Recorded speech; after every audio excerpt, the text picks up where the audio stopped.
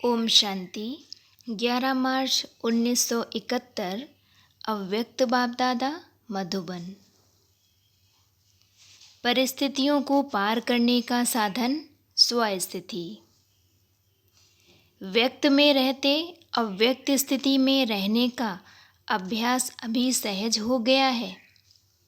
जब जहाँ अपनी बुद्धि को लगाना चाहें तो लगा सकें। इसी अभ्यास को बढ़ाने के लिए अपने घर में अथवा भट्टी में आते हो तो यहाँ के थोड़े समय का अनुभव सदाकाल बनाने का प्रयत्न करना है। जैसे यहाँ भट्टी व मधुबन में चलते फिरते अपने को अव्यक्त फरिश्ता समझते हो, वैसे कर्म क्षेत्र व सर्विस भूमि पर भी यह अभ्यास अपने साथ ही रखना है। एक बार का किया हुआ अनुभव कहाँ भी याद कर सकते हैं, तो यहाँ का अनुभव वहाँ भी याद रखने से व यहाँ की स्थिति में वहाँ भी स्थित रहने से बुद्धि को आदत पड़ जाएगी। जैसे लौकिक जीवन में ना चाहते हुए भी आदत अपनी तरफ खींच लेती है, वैसे ही अव्यक्त स्थिति में स्थित होने की आदत बन जाने के बाद यह आदत स्वतः ही अपनी तरफ खींचेगी। इतना पुरुषार्थ करते हुए कई ऐसी आत्माएं हैं जो अब भी यही कहती हैं कि मेरी आदत है। कमजोरी क्यों है? क्रोध क्यों किया? कोमल क्यों बने? कहेंगे मेरी आदत है। ऐसे जवाब अभी भी देते हैं। तो ऐसे ही यह स्थिति व इस अभ्यास की भी आदत बन जाए तो फिर ना चाहते हुए भी यह अव्यक्त स्थिति की आदत अपनी तरफ आकर्षित करेगी। यह आदत आपको अदालत में जाने से बचाएगी, समझा? जब बुरी बुरी आदतें अपना सकते हो तो क्या यह आदत नहीं डाल सकते हो? 2-4 बारी भी कोई बात प्रैक्टिकल में लाई जाती है तो प्रैक्टिकल में लाने से प्रैक्टिस हो जाती है। यहाँ इस भट्टी में अथवा मधुबन में इस अभ्यास को प्रैक्टिकल में लाते हो ना। जब यहाँ प्रैक्टिकल में लाते हो और प्रैक्टिस हो जाती है तो वह प्रैक्टिस की हुई चीज़ क्या बन जानी चाहिए? नेचुरल और नेचर बन जानी चाहिए, समझा? जैसे कहते हैं ना, यह मेरी नेचर है, तो यह अभ्यास प्रैक्टिस से नेचुरल और नेचर बन जाना चाहिए। यह स्थिति जब नेचर बन जाएगी फिर क्या होगा? नेचुरल कैलेमिटीज़ हो जाएंगी। आपकी नेचर ना बनने के कारण यह नेचुरल कैलेमिटीज़ रुकी हुई हैं। क्योंकि अगर सामना करने वाले अपने स्वस्थिति से उन परिस्थितियों को पार नहीं कर सकेंगे तो फिर वह परिस्थितियां आएंगी कैसे? सामना करने वाले अभी तैयार नहीं हैं, इसलिए यह पर्दा खुलने में देरी पड़ रही है।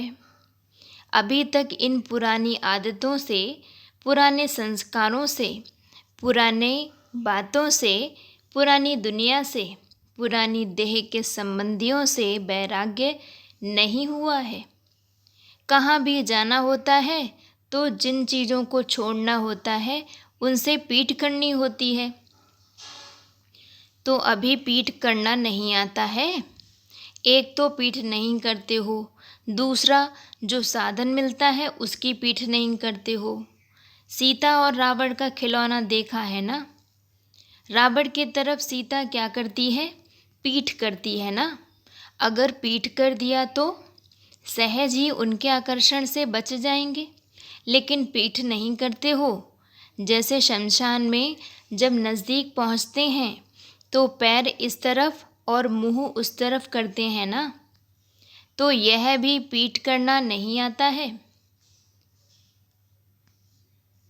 फिर मुंह उस तरफ कर लेते हैं, इसलिए आकर्षण में कहाँ फंस जाते हैं। तो दोनों ही प्रकार की पीठ करने नहीं आती है। माया बहुत आकर्षण करने के रूप रचती है, इसलिए ना चाहते हुए भी पीठ करने के बजाय आकर्षण में आ जाते हैं।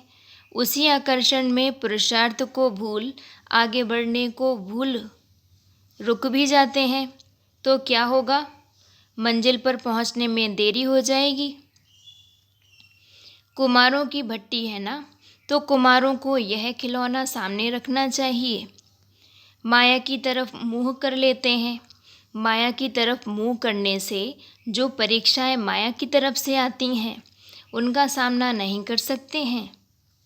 अगर उस तरफ मुँह ना करो तो माया की परिस्थितियों को मुँह दे सको, अर्थात सामना कर सको। समझा? कुमारों का सदा प्योर और सतोगुणी रहने का यादगार कौन सा है मालूम है? सनत कुमार। उन्हों की विशेषता क्या दिखाते हैं? उन्हों को सदैव छोटा कुमार रूप ही दिखाते हैं। कहते हैं उन्हों की सदैव 5 वर्ष की आयु रहती है। यह प्योरिटी का गायन है। जैसे 5 वर्ष का छोटा बच्चा बिल्कुल प्योर रहता है ना, संबंधों के आकर्षण से दूर रहता है। भले कितना भी लौकिक परिवार हो, लेकिन स्थिति ऐसी हो जैसे छोटा बच्चा प्योर होता है, वैसे ही प्योरिटी का यह यादगार है कुमार, अर्थात पवित्र अवस्था। उसमें भी सिर्फ एक नहीं संगठन दिखलाया है। दृष्टांत में तो थोड़े ही दिखाए जाते हैं, तो यह आप लोगों का संगठन प्योरिटी का यादगार है। ऐसी प्योरिटी होती है जिसमें अपवित्रता का संकल्प व अनुभव ही नहीं हो। ऐसी स्थिति यादगार समान बनाकर जानी है। भट्टी में इसलिए आए हो ना, बिल्कुल इस दुनिया की बातों से संबंध से न्यारे बनेंगे, तब दैवीय परिवार के बाप दादा के और सारी दुनिया के प्यारे बनेंगे। वैसे भी कोई संबंधियों से जब न्यारे हो जाते हैं, लौकिक रीति भी अलग हो जाते हैं, तो न्यारे होने के बाद ज़्यादा प्यारे होते हैं। और अगर उन्हों के साथ रहते हैं व उन्हों के संबंध के लगाव में होते हैं तो इतने प्यारे नहीं होते हैं। वह हुआ लौकिक, लेकिन यहाँ न्यारा बनना है ज्ञान सहित। सिर्फ बाहर से न्यारा नहीं बनना है। मन का लगाव ना हो। जितना जितना न्यारा बनेंगे उतना उतना प्यारा अवश्य बनेंगे।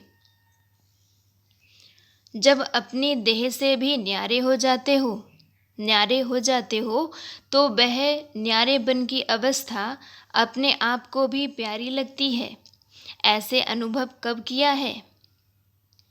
जब अपनी न्यारेपन की अवस्था अपने को भी प्यारी लगती है तो लगाव से न्यारी अवस्था प्यारी नहीं लगेगी। जिस दिन देह में लगाव होता है, न्यारापन नहीं होता है, तो अपने आप को भी प्यारे नहीं लगते हो, परेशान होते हो। ऐसे ही बाहर के लगाव से अगर न्यारे नहीं होते हो तो प्यारे बनने के बजाय परेशान होते हैं। यह अनुभव तो सभी को होगा। सिर्फ ऐसे ऐसे अनुभव सदाकाल नहीं बना सकते हो। ऐसा कोई है जिसने इस न्यारे और प्यारेपन का अनुभव नहीं किया हो? अपने को योगी कहलाते हो। जब अपने को सहज राजयोगी कहलाते हो तो यह अनुभव नहीं किया हो, यह हो नहीं सकता। नहीं तो यह टाइटल अपने को दे नहीं सकते हो। योगी अर्थात यह योग्यता है, तब योगी हैं। नहीं तो फिर अपने परिचय में यह शब्द नहीं कह सकते हो कि हम सहज राजयोग की पढ़ाई के स्टूडेंट हैं। स्टूडेंट तो हो ना। स्टूडेंट को पढ़ाई का अनुभव ना हो, यह हो नहीं सकता। हाँ, यह ज़रूर है कि इस अनुभव को कहाँ तक सदाकाल बना सकते हो व अल्पकाल का अनुभव करते हो, यह फ़र्क हो सकता है। लेकिन जो पुराने स्टूडेंट्स हैं उन्हों का अनुभव अल्पकाल का नहीं होना चाहिए। अगर अब तक अल्पकाल का ही अनुभव है तो फिर क्या होगा? संगम युग का वर्षा और भविष्य का वर्षा दोनों ही अल्प समय प्राप्त होगा। समझा? जो पूरा समय वर्षा प्राप्त करने का है वह नहीं कर सकेंगे, अल्प समय करेंगे। तो इसी में ही संतुष्ट हो क्या? आज कुमारों की भट्टी का आरंभ है ना। भट्टी का आरंभ अर्थात पकने का आरंभ। कोई स्वाहा होगा, कोई भट्टी में पकेगा, कोई प्योरिटी का संकल्प दृढ़ करेगा। यहाँ तो करने के लिए ही आए हो ना। अब देखना है कि जो कहा वह किया। यह जो ग्रुप है वह पूरा माया से इनोसेंट और ज्ञान से सेंट बनकर जाना। जैसे सतयुगी आत्माएं जब यहाँ आती हैं तो विकारों की बातों की नॉलेज से इनोसेंट होती हैं। देखा है ना? अपना याद आता है कि जब हम आत्माएं सतयुग में थीं तो क्या थीं? माया की नॉलेज से इनोसेंट थीं। याद आता है? अपने वह संस्कार स्मृति में आते हैं? बस सुना हुआ है, इसलिए समझते हो। जैसे अपने इस जन्म में बचपन की बातें स्पष्ट स्मृति में आती हैं, वैसे ही जो कल के आपके संस्कार थे वह कल के संस्कार आज के जीवन में संस्कारों के समान स्पष्ट स्मृति में आते हैं। वह स्मृति में लाना पड़ता है। जो समझते हैं कि हमारे सतयुगी संस्कार ऐसे ही मुझे स्पष्ट स्मृति में आते हैं जैसे इस जीवन के बचपन के संस्कार स्पष्ट स्मृति में आते हैं, वह हाथ उठाओ। यह स्पष्ट स्मृति में आना चाहिए। साकार रूप में ब्रह्मा बाप में स्पष्ट स्मृति में थे ना। यह स्मृति तब होगी जब अपने आत्मिक स्वरूप की स्मृति स्पष्ट और सदाकाल रहेगी। तो फिर यह स्मृति भी स्पष्ट और सदाकाल रहेगी। अभी आत्मिक स्थिति की स्मृति कब कब देह के पर्दे के अंदर छिप जाती है, इसलिए यह स्मृति भी पर्दे के अंदर दिखाई देती है, स्पष्ट नहीं दिखाई देती है। आत्मिक स्मृति स्पष्ट और बहुत समय रहने से अपना भविष्य वर्षा अथवा अपने भविष्य के संस्कार रूप स्वरूप में सामने आएंगे। आपने चित्र में क्या दिखाया है? एक तरफ विकार भागते, दूसरी तरफ बुद्धि की स्मृति बाप और भविष्य प्राप्ति की तरफ। यह लक्ष्मी नारायण का चित्र दिखाया है ना। यह चित्र किसके लिए बनाया है? दूसरों के लिए या अपनी स्थिति के लिए? तो भविष्य संस्कारों को स्पष्ट स्मृति में लाने के लिए आत्मिक स्वरूप की स्मृति सदाकाल और स्पष्ट रहे। जैसे यह देह स्पष्ट दिखाई देती है, वैसे अपनी आत्मा का स्वरूप स्पष्ट दिखाई दे, अर्थात अनुभव में आए। तो अब कुमारों को क्या करना है? सेंट भी बनना है और इनोसेंट भी बनना है। सहज पढ़ाई है ना। 2 शब्द में आपका पूरा कोर्स तो हो जाएगा। यह छाप लगा कर जाना। कमजोरी, परेशानी आदि इन बातों से बिल्कुल इनोसेंट। कमजोरी शब्द भी समाप्त तो होना है। इस ग्रुप का नाम कौन सा है? सिंप्लिसिटी और प्योरिटी में रहने वाला ग्रुप। जो सिंपल होता है वही ब्यूटीफुल होता है। सिंपलिसिटी सिर्फ ड्रेस की नहीं, लेकिन सभी बातों की। निरहंकारी बनना अर्थात सिंपल बनना। निर्क्रोधी अर्थात सिंपल। निर्लोभी अर्थात सिंपल। यह सिंप्लिसिटी प्योरिटी का साधन है। अच्छा, स्लोगन क्या याद रखेंगे? कुमार जो चाहें सो कर सकते हैं। जो भी बातें कहो वह पहले करेंगे, दिखाएंगे, फिर कहेंगे। पहले कहेंगे नहीं, पहले करेंगे, दिखाएंगे, फिर कहेंगे। यह स्लोगन याद रखना। अच्छा जी, ओम शांति।